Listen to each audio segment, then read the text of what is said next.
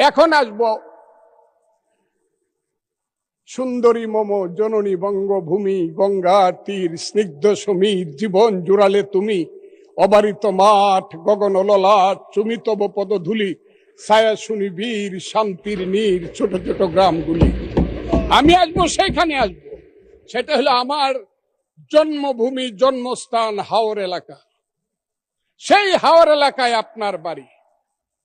সেই হাওর এলাকা শুরু হয়েছে চাঁদপুর থেকে ধরে গারু পাহাড়, খাসিয়া পাহাড় পর্যন্ত, জয়ন্তিয়া পাহাড় পর্যন্ত। এক সময় চাঁদ সৌদাগরের রূপার নৌকা ছিল, সপ্ত ডিঙ্গা ছিল, বেহুলা লক্ষিন্দর ছিল।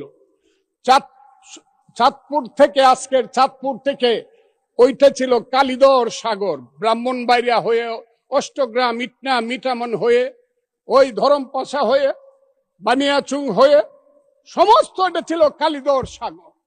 সেই কালিদর সাগরকে এখন বলা হয় হাওর এলাকা। আমি বইটা সব পড়ছি, ৬৬ পৃষ্ঠায় হাওরের ব্যাপারে শুধু একটা কথা ছাড়া আর কোনো কথা না, আমি সব বই পড়ছি। সেই হাওর এলাকা যেখানে একদিন দুধের গাই ছিল, হালের বলদ ছিল, আম গাছ, জাম গাছ, কাঁঠাল গাছ ছিল, যেখানের মানুষ ঘরে বসে থাকতো ৬ মাস। আপনি জানেন, কোনো কাজ করতো না, কিন্তু ধান আর মাছ ঘর ভরা ছিল। আজকে সেই ভাটি এলাকার মানুষ এইবার বারবার আগাম বন্যার কারণে, প্রাকৃতিক ক্যালামিটির কারণে আজকে এরা হয়ে গেছে শুধু নিঃস্ব না, সারা বাংলাদেশে রংপুর এক সময় কামলা সাপ্লাই করত, শ্রমিক। এখন হাওর অঞ্চলের মানুষ সারা বাংলাদেশে শ্রমিক সাপ্লাই করে। অথচ এইটা ছিল শ্রেষ্ঠ এলাকা। ওই এলাকাটাকে দেখেই রবি ঠাকুর যখন সিলেট থেকে সুনামগঞ্জ গেল, হাসন রাজার এখানে গেল, যখন হাসন রাজার বাড়িকে দেখার জন্য, তখনই ওই এলাকাকে দেখে বলেছিল সুন্দরী মম জননী বঙ্গভূমি। এখন সেই এলাকা বিরান হয়ে গেছে, অথচ সেই এলাকায় আছে পানি, শ্রেষ্ঠ, পৃথিবীর শ্রেষ্ঠ পানি আছে, অফুরন্ত স্থান, জায়গা আছে অফুরন্ত, আর আছে মাছ, আছে খনিজ দ্রব্য, আরো অনেক কিছু আছে। সেইগুলোকে মিলিতভাবে পাহাড়ের এলাকার যেমন একটা আলাদা বৈশিষ্ট্য, চট্টগ্রাম, পার্বত্য চট্টগ্রামের রাঙ্গামাটি, খাগড়াছড়ি এবং বান্দরবন, ঠিক ভাটি এলাকার যে জেলাগুলো প্রায় 30টা উপজেলা, তার আলাদা বৈশিষ্ট্য।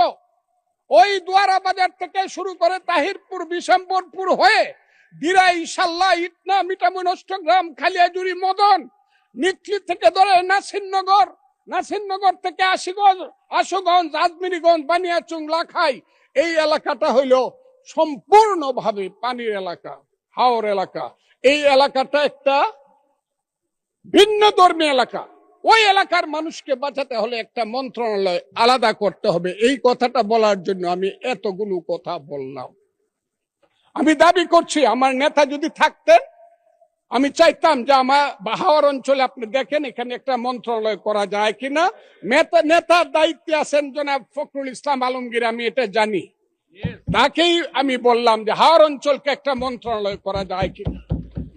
আমি আরেকটা কথা বলবো, হাওর অঞ্চলে অনেকগুলো কাজ শুরু হয়েছিল, বিশেষ করে ৫,২০০ কোটি টাকা খরচ করে একটা ফ্লাইওভার করার কথা ছিল মরিচখালী থেকে মিঠামইন। এইটা বন্ধ করে দিয়েছে ইউনূস সাহেব।